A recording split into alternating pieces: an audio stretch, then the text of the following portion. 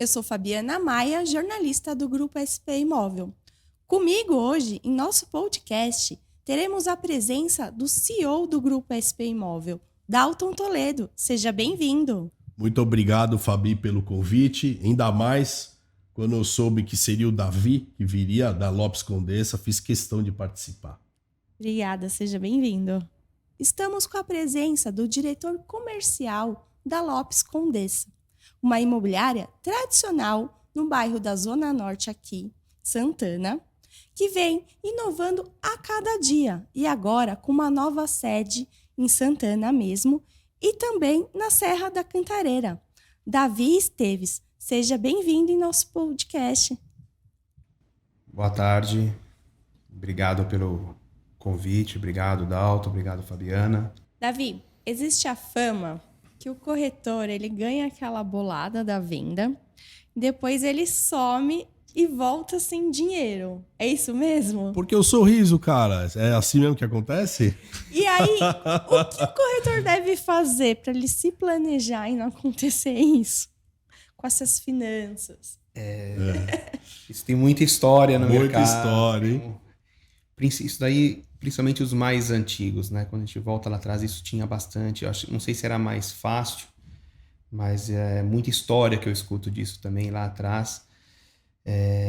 De corretores que ganhavam uma bolada, sumiam e só voltavam quando precisavam de novo. E voltavam sem dinheiro, tinha né? Facilidade, porque como eles faziam isso, de repente, de buscar com uma certa agilidade e conseguir resolver os problemas. Hoje eu acho que é mais difícil, não é bem assim. Hoje eu aconselho, né,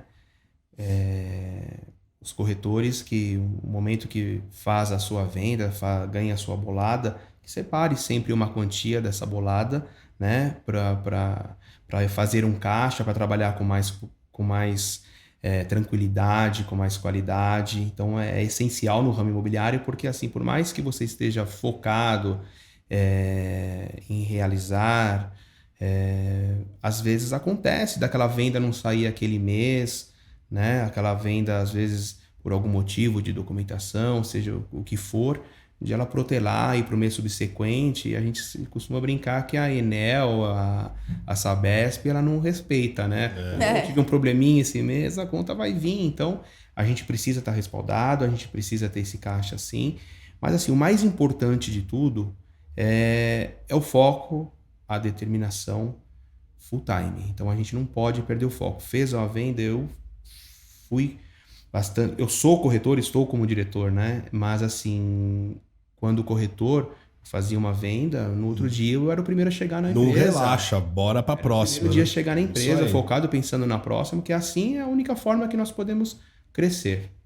Então, não deixe criar hiato, não deixe de plantar nunca, né? Porque às vezes hoje o corretor faz a venda, ele esquece que a venda ela é sucessão de um trabalho que você realizou por trás disso, né? É aquele plantio que nós costumamos fazer, a indicação, né? A gestão, as placas que nós colocamos, o network que nós fazemos no dia a dia, que nos leva a lead, né? Que nos leva à possibilidade de fazer a venda.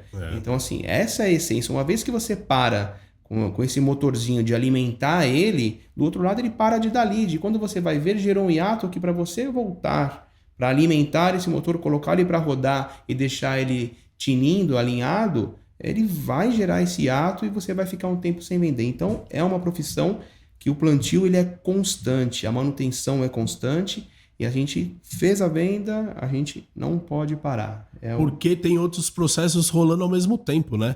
Não é porque ele vendeu hoje que ele vai começar um processo do zero, já deve ter uns 10 rolando ao mesmo tempo.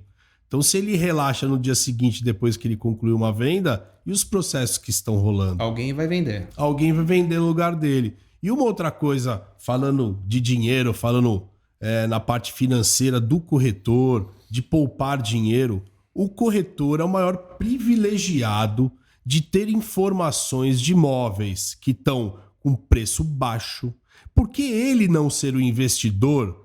Ele sempre pensa em trabalhar para o investidor, mas por que ele não pensar em ele quando junta um dinheirinho, em comprar aquele imóvel como um investidor e colocar à venda com outros corretores ou alugar o imóvel. Então o corretor tem que enxergar que ele também pode ser aquele investidor, né? Porque ele já está um passo à frente e sabendo do que está acontecendo no mercado, né? Então, quando aquela famosa molezinha, ele pode ser o primeiro a ter esse benefício, né? Infelizmente é aquele ditado, casa de ferreiro, espeto de pau, né, Elton? Mas assim, existe aqueles que se sobressaem de fato, eles seguem essa linha que você acabou de dizer. Muito bom. Tem que aproveitar a visão que tem de mercado, né, e as oportunidades. As oportunidades passam antes do cliente, passam na mão deles, né? E eles têm o total conhecimento, muito mais que em bolsa de valores, multimercado, renda fixa. É o imóvel que ele sabe quanto custa na hora da venda e que está sendo precificada a 20% abaixo e ele depois pode repassar e vender esse imóvel. É isso aí. Esse seria um dos conselhos importantes aí pro corretor. É isso aí.